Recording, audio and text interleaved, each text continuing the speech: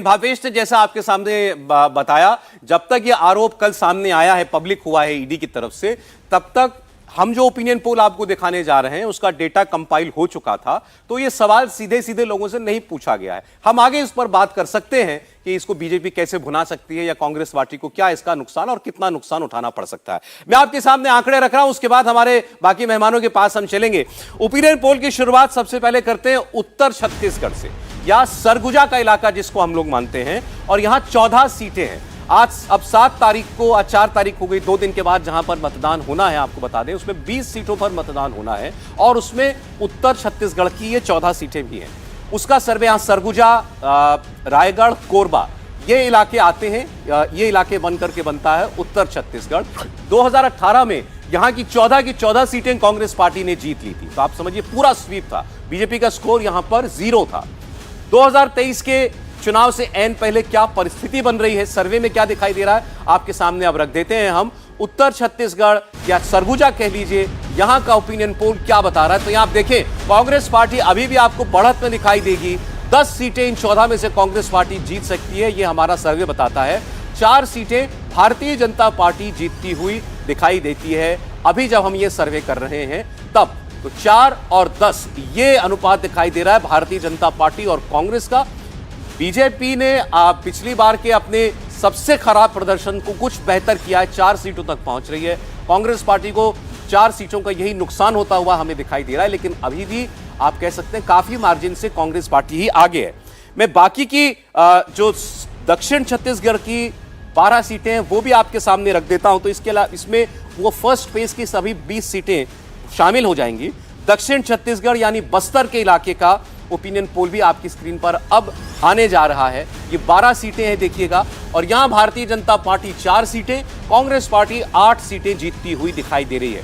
तो इसी के साथ आपके सामने अब 26 सीटों का ओपिनियन पोल जो है वो आ चुका है। 90 में से 26 सीटों का ओपिनियन पोल आपके सामने हम रख चुके हैं।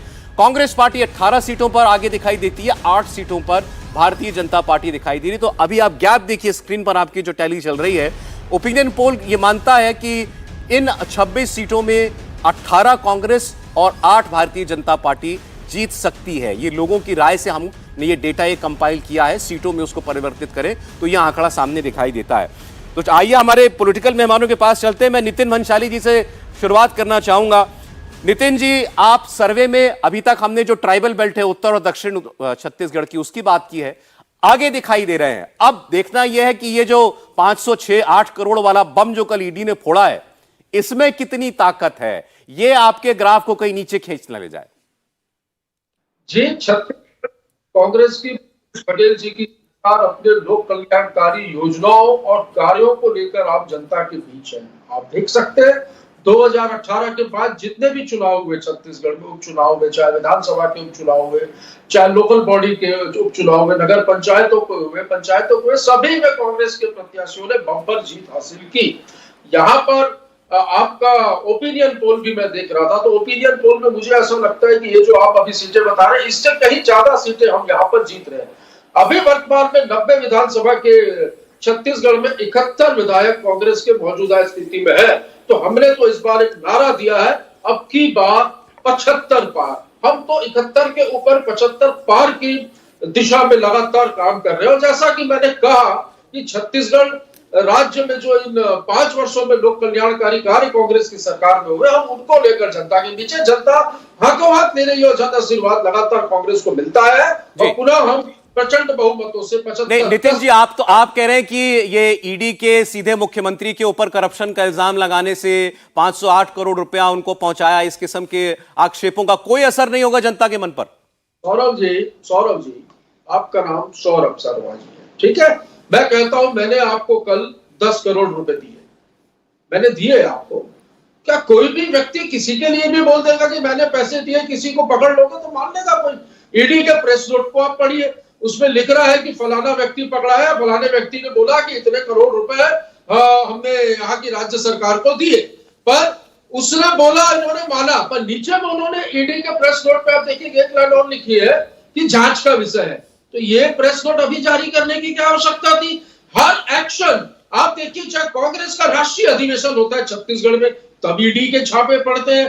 जब कोई इलेक्शन होता है तब ईडी के छापे पड़ते हैं। तो यहाँ पर जो है हम इलेक्शन बीजेपी और ईडी के साथ लड़े। ईडी छत्तीसगढ़ में नहीं, पूरे भारत में भारतीय जनता पार्टी की फ्रंटल ऑर्गेनाइजेशन के तौर पर यहाँ पर काम कर रही है। जी ठीक। सारे आप देखिएगा न्यायालय में ध्वस्त हो जाएंगे। यूं हवाई बातें यदि ईडी कर रही है किसी के दबाव में, माननीय मुख्यमंत्री जी भूपेश बघेल जी ने पहले ही कहा था कि मोदी जी आ रहे हैं, अमित शाह आ रहे हैं, पीछे ईडी और आईटी आएगी, वो बिल्कुल सही हुआ। चले अच्छा ठीक है, मनीष जी से उनकी प्रतिक्रिया ले लेते हैं। कांग्रेस पार्टी कह रही है ईडी भी काम ना आ पाएगी इस चुनाव में। मनीष जी देखिए सौरभ जी, 2018 में छत्तीसगढ़ की जनता ने कांग्रेस को बहुमत दिया था विकास के लिए, और तमाम जो इन्होंने वादे किए थे उसके फेर में पड़कर छत्तीसगढ़ की जनता ने इनकी सरकार बनवाई थी। लेकिन 5 साल में हुआ क्या?